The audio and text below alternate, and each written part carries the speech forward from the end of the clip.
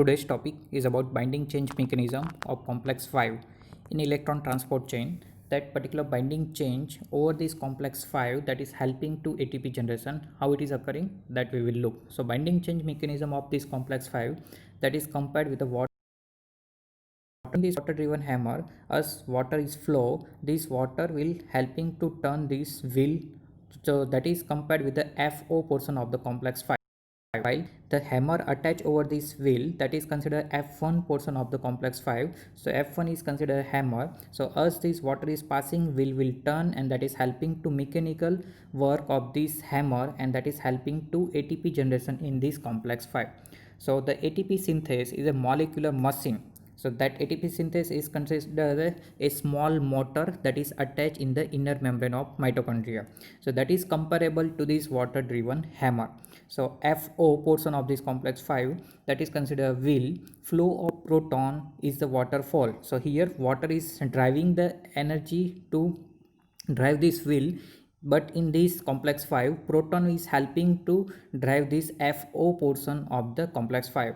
So structural changes in F1 will occur. So that is F1 which is attached as a hammer. So F1 lead to the ATP coin being minted. As this hammer will move, that is helping to the mechanical work. Same way ATP will be generated in the complex 5 being minted for each turn of the wheel, each turn of the FO unit. So according to this theory, the 3 beta subunit of this F1 portion work as a catalytic site and are in 3 functional state, and that 3 functional state we will look in this picture. These functional state are considered O, L and T. So O, L and T each have a significance. O form is the open and has no affinity for the substrate. For the ATP formation, what we needed? ADP and phosphate. But this O form, that is beta subunit of that F1 portion of complex 5, this O does not have any affinity for the substrate, that is ADP and phosphate.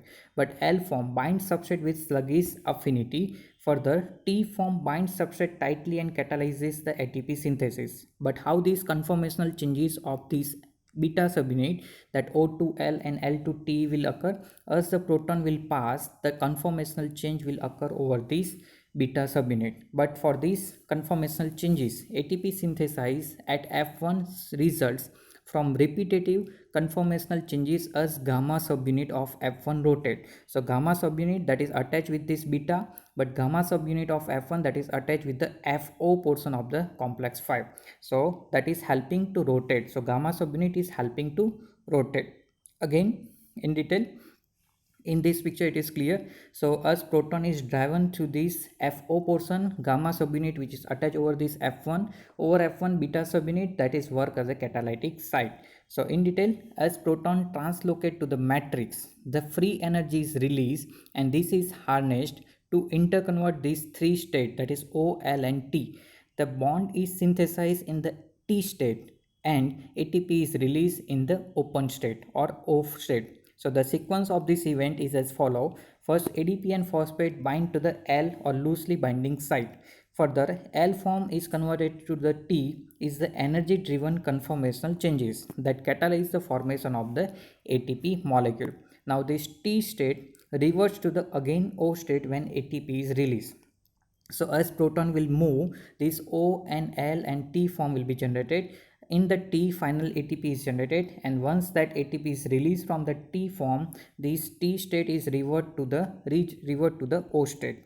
So L state is again regenerated for further ADP binding. Now for the complete rotation of F1 head through the 3 state O, L and T, 10 protons are translocated.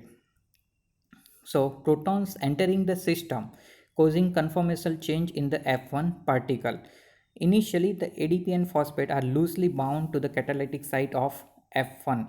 As the FO accept more protons, the affinity for ADP is increased. So further conformational change induce catalytic activity and ATP is synthesized. This moves proton to the matrix side again. So initially with the help of electron transport chain, complex 1, 3 and 4, that is expelling proton out. With the help of complex 5, again it will re-enter in the matrix. But when it is re-entering in the matrix, that ATP will be synthesized. So as the ATP are released, the original conformation of the enzyme, that is ATP synthase, that is O form, is assumed. Then ADP is again bound and the cycle will be repeated.